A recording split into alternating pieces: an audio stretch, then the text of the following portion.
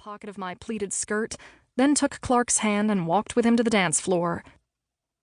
I lifted my arms, my hands locking behind his neck as his locked against the small of my back, a fist of space between our two bodies.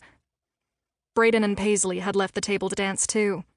Watching them, I could forget about the next tap on my shoulder from whichever male was feeling lucky. It was amazing to see them like that. They looked so happy, and Paisley really did glow. Both of them were alight with the flame they had secretly kept burning for one another.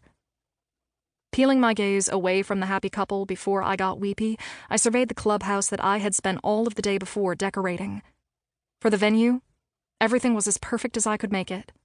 I had even rented a classy dance floor and had some of the woodsmen move the existing stage to the opposite side of the room, so Paisley wouldn't be tripping the lights fantastic over the same spot where she had bled into the concrete 3 months ago.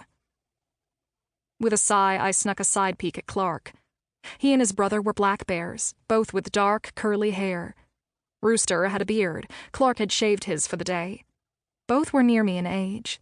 Both were handsome, each in a slightly different way. But I wasn't attracted to either.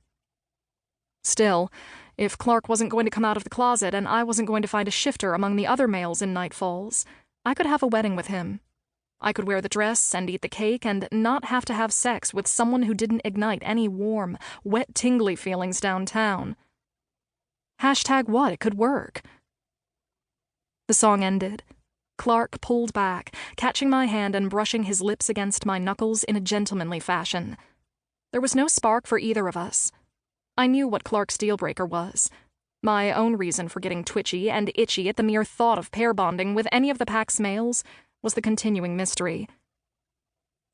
Turning away from my dance partner, I collided with the brick wall of Joshua Reeves' chest, the resident alpha cat of Night Falls. With his frosty blue gaze sparkling at me, Reeves wrapped his arms around my waist, his hands locking directly over flesh still warm from Clark's touch. Turning to stone, I stared at him. There was no way I could tape, glue, or plaster a smile for the cat onto my face. I didn't care that he was the new vice president of the Woodsman Motorcycle Club, handpicked by the club's new president, who happened to be my traitorous but still adored big brother. Reeves barely got a single bonus point for having a hand in saving Paisley's life a few feet from where he had me trapped in his arms. One bonus point couldn't wipe out the hundreds of demerits he had stacked up over the years. To start with, he had 100 points in the hole for being a cat. Several dozen had to be deducted for all the times he had tried to subvert Taryn and Braden's authority as the two top leaders of the pack in the MC. Then there was the hardly insignificant and utterly inconvenient fact of how he had tried to court Paisley when Taryn had declared she would have to pair bond with one of the pack's shifters after discovering our true nature. All total, the final tally was rounding in on minus 1 billion points to House Reeves. "So many parties here and we've never danced," he said, pulling me toward him so that my arms smooshed against the broad chest.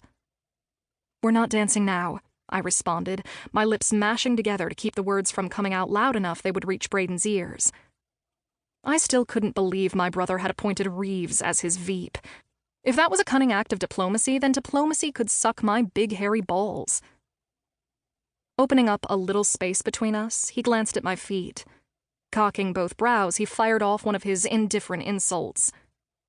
"Paisley wouldn't sign off on the combat boots, I see." "I planned the wedding," I growled softly. If it was up to them, they would have eloped while Taryn was still president. Seeing the big bear who had fostered me and Braden when we first arrived in Night Falls, I shot him an imploring gaze to rescue me. With his very pregnant mate wrapped in his arms, he shook his head and grinned. Reeves ran a finger along one of the ruches of my gown's sleeveless bodice, trailing all the way to the corseted back. "So this was your selection?" He plucked at one of the strings keeping me strapped in, his gaze climbing from where my full breasts were rocking the V-neck to the rich pile of mahogany hair I had grown out for the spring wedding. The slow inspection of my body made me itchy and hot. I stepped on his toes, my disapproval causing a temporary unibrow to mar my forehead. Bringing an elbow between us, I surreptitiously leveraged my way out of his embrace so that we were standing side by side rather than tits to steel-plated chest. Pulling my cell phone out, I snapped another picture of Braden and Paisley feeding one another strawberry bits. "Do you have a